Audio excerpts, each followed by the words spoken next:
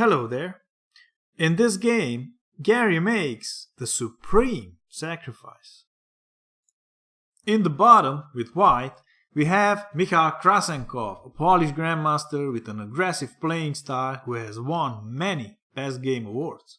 With black, we have Evgeni Sveshnikov, who pioneered the popular double-edged variation of the Sicilian that bears his name.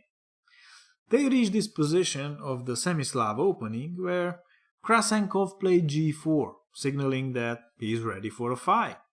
He slept well during the night, is well rested and wants some blood, the Black King's blood, so he sent Gary ahead to open some lines.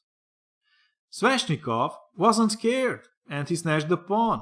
After all, a pawn is a pawn, so they say. Rook g1, eyeing g7.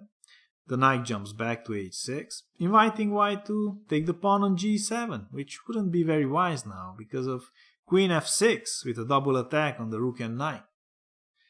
Krasenkov wasn't interested though, and he played e4, opening the bishop and making rook g7 a viable option.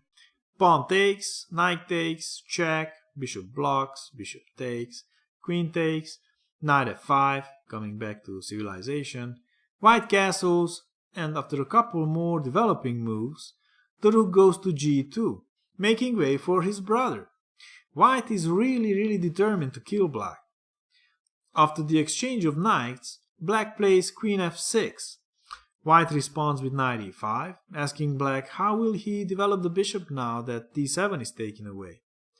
Black plays rook d8, and every move seems natural, the game seems to be balanced, except that black is in deep trouble already. Krasenkov played here knight g4, and no matter where that queen goes, is not good enough. If he takes on d4, then black loses on the d file. After knight h6, he can't take with the knight, and he can't go to f8 because of queen b4 check. And after c5, rook takes d4, c takes b4, rook takes, king e7, rook h8, knight takes, and rook g7, black can't really move much. So he does best to resign and go get a massage. If instead of king f8 he goes in the corner, then after knight f7, king g8, knight d8, queen e4, he loses the exchange and later everything else because he can't even develop. After knight g4, going in front of the rook is insane because you lose your queen. The longest suffering would be after queen h4 with some tactics similar as in the game. However, Sveshnikov played queen e7, and after takes, knight h6, no matter where the king goes, white follows it up with rook g7, opening up the g file completely. It's a rather expensive way to do it, but white has another rook that joins the hunt. Not taking the rook is not much fun either. After bishop e6, rook g1, queen h4, attacking d4 and the knight, queen e3, cunningly trying to mate with rook g8, knight f7, and queen e5.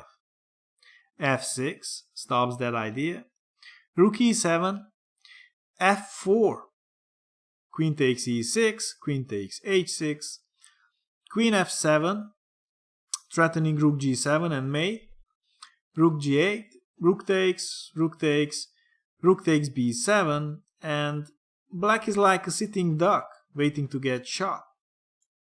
So Sveshnikov takes the rook and hopes for the best.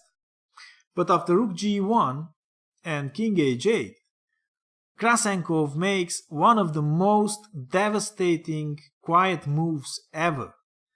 Queen e2. Look at it. Such a painful move that Sveshnikov resigned immediately. White is basically saying, please take my queen so that I can checkmate you with knight f7. So black of course wants to avoid this generous gift with queen f6, but then comes queen e5, pinning the queen and making knight f7 a threat again. And no matter how good is one at chess, it is impossible to defend all mating threats. If queen takes, then knight f7 mate. So basically, white mates either on f6 or on f7. And if instead of queen f6, black plays bishop e6, then knight f7, removing the f-pawn and then either winning the queen if the bishop takes, or mating with queen e5 if the queen takes. Absolutely amazing. Queen e2. What a powerful move. A superb game by Krasenkov. Thanks for watching. See you soon.